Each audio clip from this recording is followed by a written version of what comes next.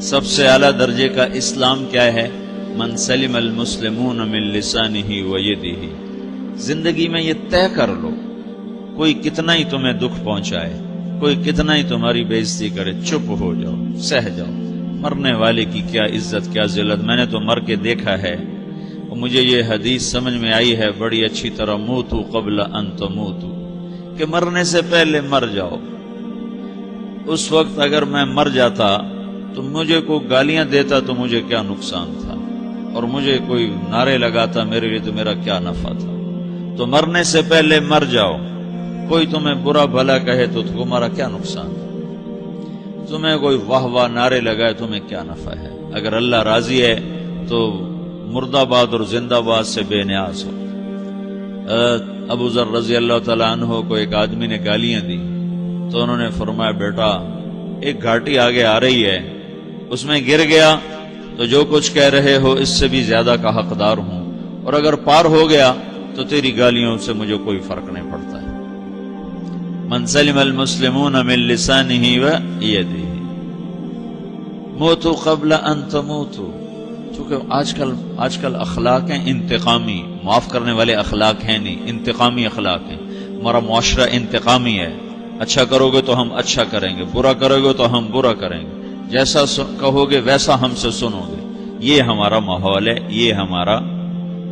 ایک ماں کہہ رہی تھی دوسری ماں کو، میرے پترا کدی کسی نے واسطے سلام نہیں کیتا، بڑے فخر سے کہہ رہی ہے، ہمارے اپنے گاؤں کی بات، میرے پترا کدی نہیں کسی نے واسطے سلام کیتا، مائی جڑا کرے انہوں کریں دیں، جڑا نہ کرے انہوں پوچھ دے ہی کوئی نہیں۔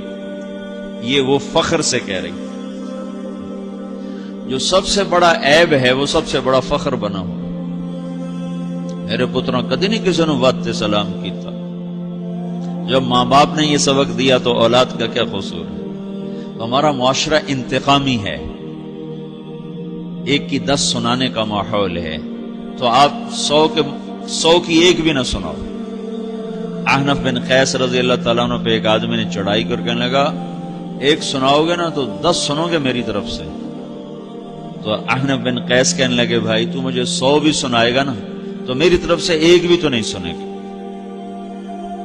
ایک آدمی ان کی بڑی بےزتی کر رہا تھا اور وہ چل رہے تھے، اور وہ 100 گالیاں بک رہا ہے۔ جب آ گیا نا قریب شہر تو کہنے لگے، دیکھا میرا قبیلہ یہاں رہتا ہے، اگر کسی نے سن لیا نا تو تیری بڑی دھلائی کر دے گا، تو نے جو مجھے گالیاں دینی میں کھڑا ہوں یہیں تو دے لے، تو اپنا سارا زور پورا کر لے تاکہ آگے تجھے کوئی تکلیف نہ پہنچا دے میری وجہ سے۔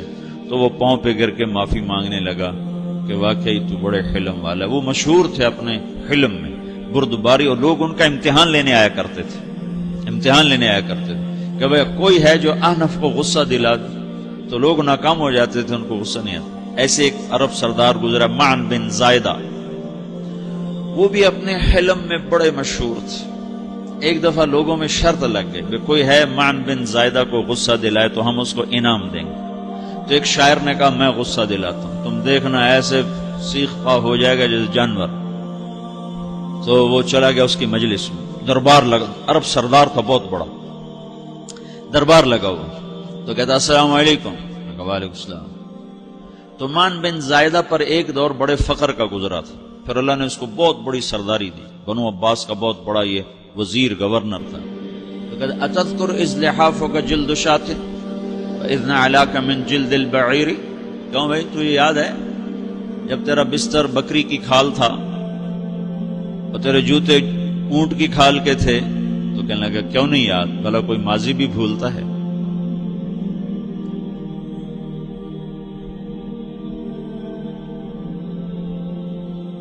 تو وہ کہنے لگا پہلا وار تو خطا گیا، کہ فسبحان الذی آتاک ملکا وعلمک الجلوس علی السریر۔ تو پھر ساری تعریفیں تو اللہ کی ہیں جس نے تیرے جیسے کو تخت پہ بٹھا دیا۔ کہاں بھئی ساری تعریفیں اللہ کی ہیں، میری تو کوئی اوقات نہیں۔ تو کہنے لگا سأرحل عن دیار انت فیہا وان جار الزمان علی الفقیر، جہاں تیرے جیسا حکمران ہو وہاں مجھے رہنا گوارا ہی نہیں ہے، میں یہاں سے چھوڑ کے نکل جاؤں گا چاہے کتنی تکلیف اٹھاؤں۔ بڑے دربار میں یہ ایک گورنر اور وزیر سے بات ہو رہی ہے، تو وہ کہتا ہے اچھا بھائی اگر تو ہمارے پاس رہے گا تو ہم تیرا اکرام کریں گے، اور اگر تو جانا چاہتا ہے تو پھر رافقت کا سلام، تو وہ یہ وار بھی خالی گیا تو پھر کہنے لگا فجد لی یبن ناقصۃ بمال،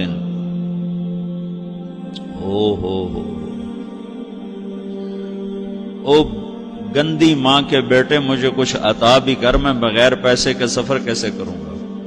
عرب کو کسی کو بھی ماں کی گالی دے دینا پھر عرب سردار ہو. فجد لی یبن ناقصۃ بمال، بری ماں کے بیٹے مجھے کچھ پیسے بھی دے، میں نے جانا ہے. میں کہا بھائی اس کو 3000 دے دیا جائے. اللہ تو کہنے لگا قلیل ما آتیتنی و انی لأتمو منک فی الکثیر، یہ تو بہت تھوڑا تو نے دیا ہے، مجھے اور دے. کہا اچھا بھائی 3000 اور دے دو. تو وہ شاعر کی بھی آنکھیں پھٹ گئیں. کہنے لگا اب ٹھہر جا ٹھہر جا، اب میں تیری اصل تجھے بتاتا ہوں. سألت اللہ ان یبقیک ذخرا فما لک فی البریۃ من نذیر، میں اللہ سے دعا کرتا ہوں اللہ تیرے جیسوں کو سلامت رکھے، تیرے جیسا دنیا میں کسی ماں نے جنا ہی کوئی نہیں. فمنک الجود والافضال حقا وفضل یدیک کالبحر الغزیر، تو ہی سخی ہے، تو ہی کریم ہے، اور سمندر بھی تیری سخاوت کے آگے کچھ نہیں ہے. تو نے کہا اچھا بھائی تو نے ہماری برائی کی، ہم نے تمہیں 6000 دیے، اب تو نے ہماری تعریف کی، اب 10,000 اور دے دو اس کو. باتیں ہی رہ گئیں، باتیں ہی رہ گئیں. کہاں سے لائیں ایسے لوگ؟